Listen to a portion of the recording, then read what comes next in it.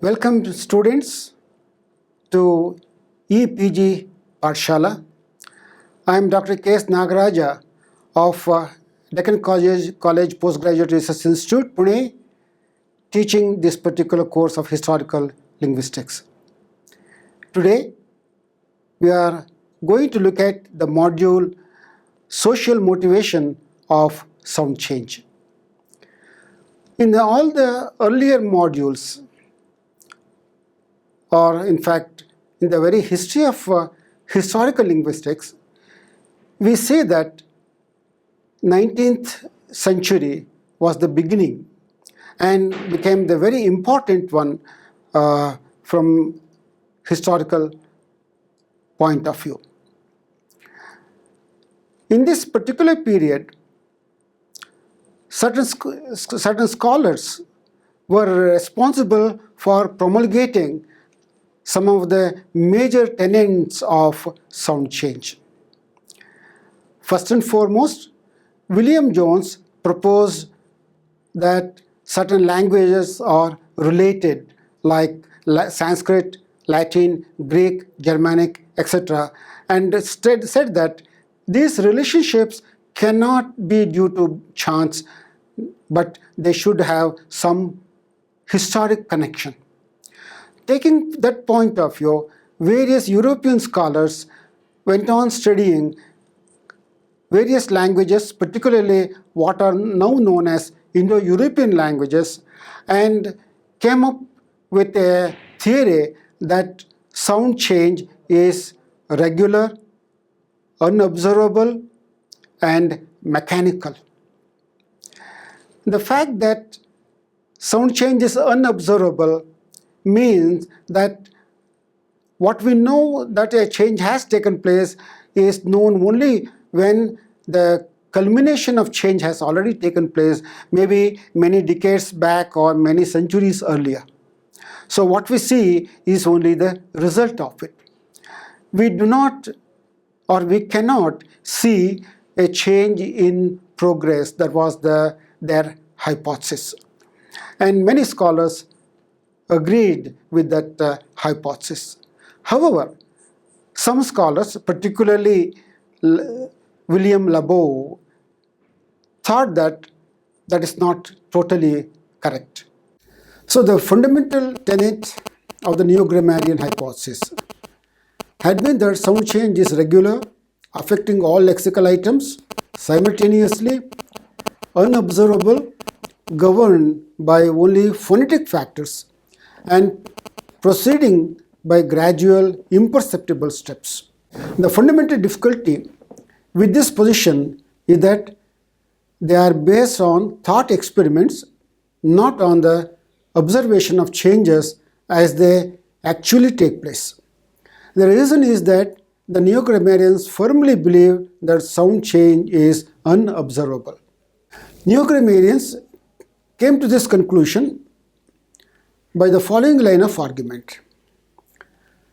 Sound change take place blindly without regard for its effects on the structure of words or our ability to communicate. The fact that speakers make no attempts to remedy these effects until the change has run its course indicates that sound change is actually unobservable to them. Further, they went to the extent of stating that no one at all, not even linguists, can observe the sound change. However, the fact is that linguists and phoneticians had no difficulties in observing the low-level variation in human speech which ordinary speakers were not aware of. As a consequence, the neo-grammarians made no attempt to observe sound change in progress. Neo-grammarians believed that sound change and analogy differ fundamentally from each other, one being mechanical and regular, the other based on mental associations and irregular. In the mid-1960s, American linguist William Labov conducted a series of detailed empirical investigations and found that The stand of neo-grammarians needed serious revision. According to him, sound change is observable, at least to trained linguists. As sound change takes place, it may be conditioned not just by phonetic factors, but also by such factors as word structure and meaning. Even more significant, during this progression, sound change exhibits a lot of irregularity. It's only in its final outcome that sound change is overwhelmingly regular. Labo's work is based on recorded interviews with sizable samples of speakers of various categories in some speech community. The interviews being designed to elicit examples of such linguistic form, a variable here, which is known to be realized in a variety of ways in that community. A typical variable is presence versus absence of post-vocalic r in New York City.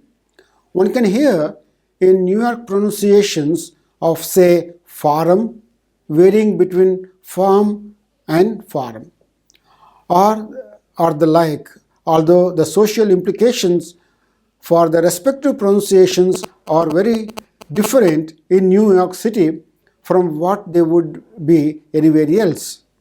Age and social standing of the speaker, degree of formality of the interview, and other factors all interact to determine in a highly systematic and predictable fashion the proportion of possible post-vocalic r's which are actually pronounced in any given utterance. What is particularly important in this context is that while some determining factors such as speakers' educational attainments will be constant for a given speaker throughout his adult life, others such as degree of formality of the speech situation will vary for a given speaker from one occasion to another. And even in the case of factors which are constant for each individual speaker, it can be shown that hearers are actually sensitive to the correlations between linguistic and social variables. Furthermore, when we examine the age factor, it emerges that historical change is fueled by social variation. Often, what a given speaker perceives as a difference between more and less socially prestigious styles of speech will coincide historically with a difference between newer and older usage, as speakers in each generation unconsciously modify their speech slightly in order to raise their social prestige. Thus, in New York City, our full forms are used more by middle class than by working class speakers, more in formal than in informal situations, and more by younger speakers than by older speakers. Further, Labo proposed that all linguistic change is ultimately motivated not by purely linguistic factors but by social considerations. This claim is most strikingly supported by Labo's study of a recent sound change on Martha's Vineyard, an island off the coast of Massachusetts. If we simply consider the input and output of the change, there is nothing much remarkable about it. The vowel A was centralized to the position of mid-central vowel in the diphthongs I and OU, as in right versus right or route versus route. However, the manner in which this change unfolded is quite remarkable. Labo found that in the earliest stage, only a few words exhibited a variation between and a slightly more centralized variant, only in the diphthong OU if followed by voiceless sounds, and only in the speech of a few individuals. Somewhere along the way, the variant with centralization was perceived by speakers as a symbol of identity, differentiating islanders from the mainlanders. Note that there has been a long tradition of animosity of Martha's Vineyarders toward the mainland of Massachusetts. When it had come to be perceived as socially relevant, the centralized variant began to get generalized along a number of different parameters, including the following. 1. The number of speakers using the variable in their speech. 2. The number of words exhibiting the variant. 3.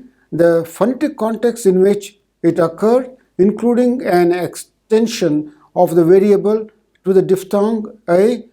4. The degree of centralization from a slightly centralized toward a fully mid-central All of these generalizations followed the pattern of a classical S curve, an initial phase with fairly little change, followed by a period of rapid change, and eventually a point near saturation where the change slowly peters out. Labov also found an interesting correlation between attitude toward mainland and the degree to which the centralized variant was adopted. Those with the most polarized attitude toward the mainland tended to have the highest degree of centralization in the largest number of words and in the broadest range of phonetic contexts. On the other hand, those with a positive attitude toward the mainland exhibited the change to a much lesser degree, if at all.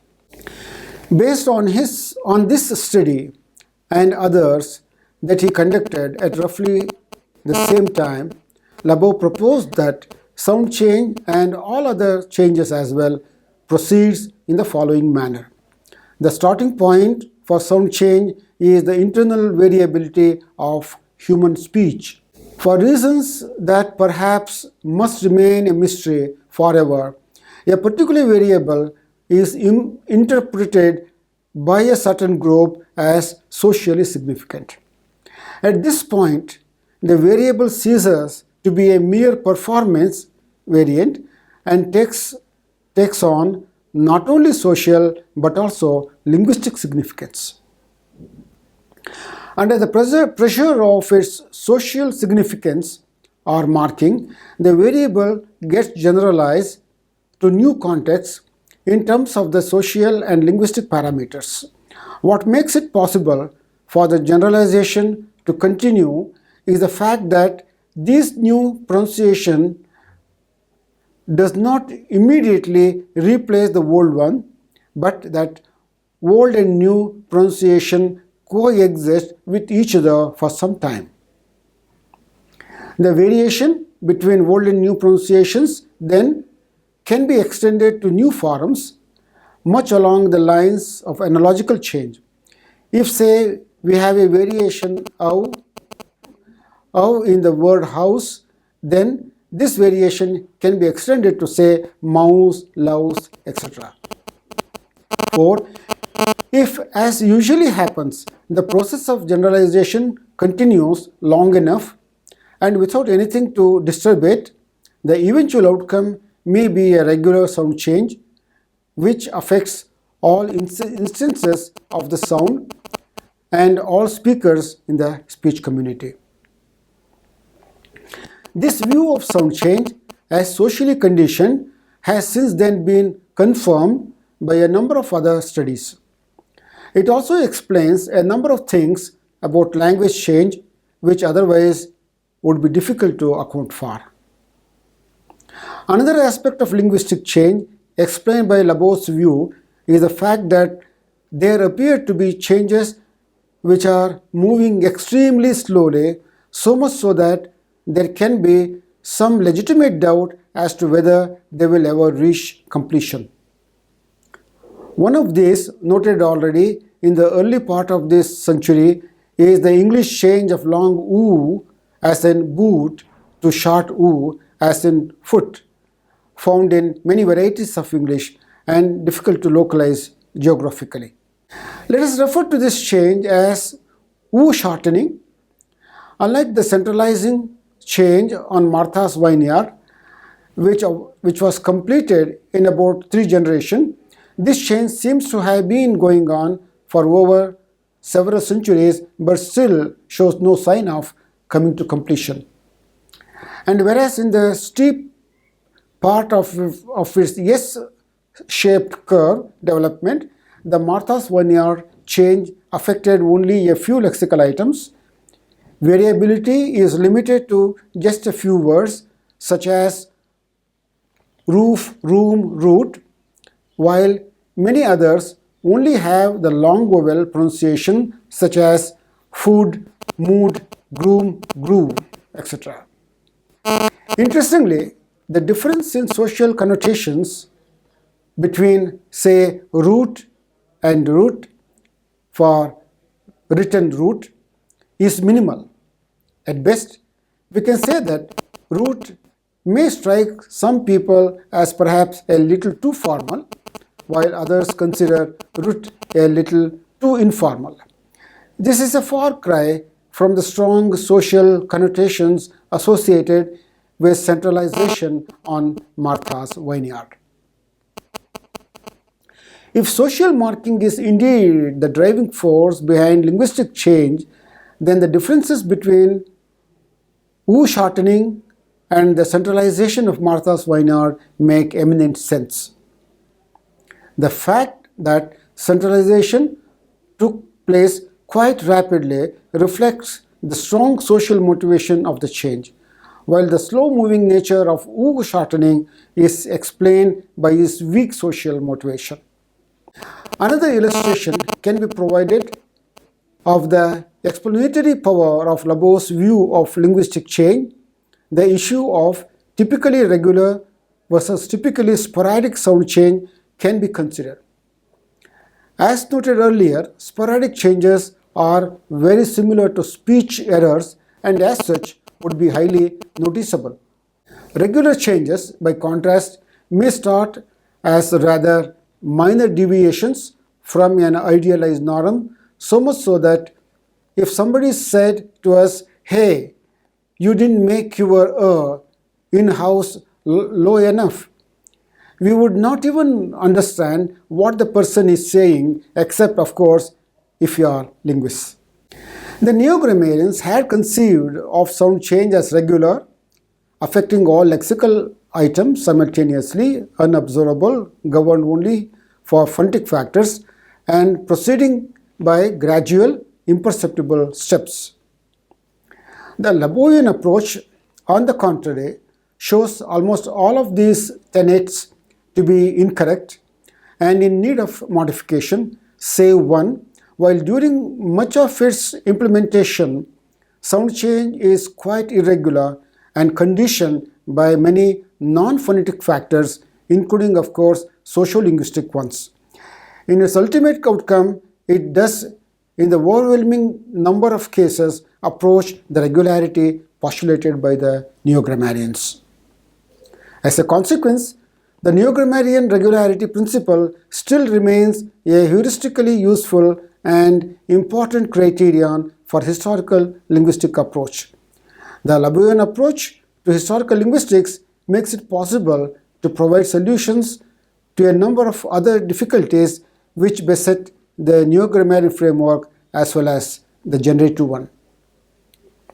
One of the greatest difficulties with the neo-grammarian approach is that it ultimately fails to provide an explicit, meaningful explanation or cause for given linguistic changes. Labo's view of linguistic change has proved its usefulness in many other areas, but perhaps its greatest importance lies in the fact that it provides a satisfactory answer to the question, why sound change? In the Laboian framework, there is an explanation for this situation. Naturalness and linguistic motivation do play a role in determining the variables which occur as raw material in actual speech. And relative perceptibility to some external influences the likelihood of a given variable being selected for socio-linguistic marking. But ultimately, most important step lies in the selection of a given variable as socio-linguistically significant and thus as worthy of generalization. And this process is governed by non-linguistic social factors. It is the linguistic arbitrariness of this factor which explains why change in the final analysis turns out to be linguistically arbitrary. So the Labovian approach to sound change provides important motivations and explanations for phenomena which were difficult to motivate or poorly explained in the earlier approaches. Moreover, it makes very different claims about the nature of linguistic change. Labo's major observations in the Martha's Vineyard study can be summarized as follows. Sound change originates in a relatively small number of lexical items. 2. It is generalized to other words in terms of word classes which may be defined phonetically, morphophonемically, etc. 3. During the course of this generalization, there is a great degree of irregularity and variability. 4. Regularity is found mainly in the eventual outcome. E. The extent to which the change is generalized both phonetically in terms of the degree of centralization and in scope in terms of phonetic environment or of phonetically, morphophonемically, etc. defined word classes to a very remarkable degree correlate with social factors. Perhaps most importantly, the extent to which the change is generalized is correlated with social attitude. It tends to be implemented most thoroughly in the speech of persons who identify themselves as islanders and who have the most polarized negative attitude toward the mainlanders. Speakers with a more neutral attitude or those who identify more with the mainland exhibit the change to a much lower degree or not at all. It is the last observation which probably provided the most significant empirical foundation for a theory which sees social motivation as the most powerful cause of linguistic change. So the theory can be summarized as follows. The basis for linguistic change lies in the same ever-present low-level variability of ordinary speech that was noticed by the 19th century phoneticians and neo-grammarians. For reasons which linguistically appear to be completely arbitrary, a given phonetic variable out of the many which are found in ordinary speech is selected for being socially significant as a marker of group identification. As a consequence of this sociolinguistic marking, the variable ceases to be a mere performance variant and attains grammatical significance. Having thus attained grammatical significance, the variable must be accounted for by the grammar of the social dialect in terms of a variable rule which is conditioned both linguistically and socially. The rule, in turn, because it is a rule, there is a generalization, and also because of the social reasons that gave rise to it, tends to be generalized or extended to new environments, new word classes, and occasionally to structurally or functionally similar segments. For A, compare the extension of a centralization from I to O in Martha's Vineyard. Social groups hardly ever are completely exclusive of each other, but commonly have overlapping membership. As a consequence, the social parameters for the generalization of the variable rule may be expanded to ever larger groups. To the extent that there are no opposing social pressures which might block complete generalization of the variable rule, it may eventually spread through the whole lexicon and throughout the whole speech community. Because of this notion of generalization within the speech community, the Labovian approach avoids the difficulties noticed in respect of the neo-grammarian attempt to explain the spread of sound change as a borrowing process. Because of generalization usually is not in terms of individual words but of variable rules, the ultimate outcome is said to most commonly consist in complete regularity. So Labov observed from various studies.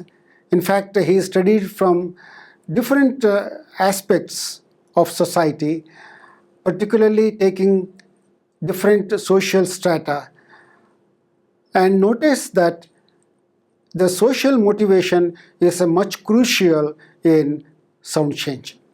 In fact, he makes it as he treats it as linguistic change further. So, what are the motivations for sound change? Whatever points the Neogrammians had raised, Labov tries to counteract those things, those points, and feels that the linguistic change is much more governed, socially motivated, and it is not just accidental or mechanical. In fact, they move in a particular direction. Interestingly, Labov studied, on one hand, Martha's vineyard, where the centering of the vowel, how far the centralization of the vowel takes place, was the concern. And in the other one, he studied the presence or absence of r in the forms, as I mentioned a few minutes before, forms like farm itself or car, guard, round, etc. So he found that there is a direction, no doubt, but then in both of them is the middle class, in fact, which is more proactive as far as change than the lowest or the highest class. So it's very unusual why the middle class is more concerned with the forms, the type of pronunciation than others. In fact, that shows that the society is always concerned with the language they speak, particularly belong to this particular class. And Labov finally felt that there could be a lot of minor variations, but all of them may not lead to linguistic change or sound change. But then it's very difficult to record each and every change, particularly when they are minute. But he emphasized the need for study of even the what may be called the allophonic variations, micro variations found in the language, particularly in the pronunciation of the forms concerned. His concern to sounds has, in a way, felicitated further study, improving the quality of study of phonetics. In fact, other scholars have picked up this aspect further, and then the social motivation has become a major field in historical linguistics. In fact, there are lots of works based on this theory, and can be studied from the materials available in the e-journals and and also provided in the end of this particular course. Thank you.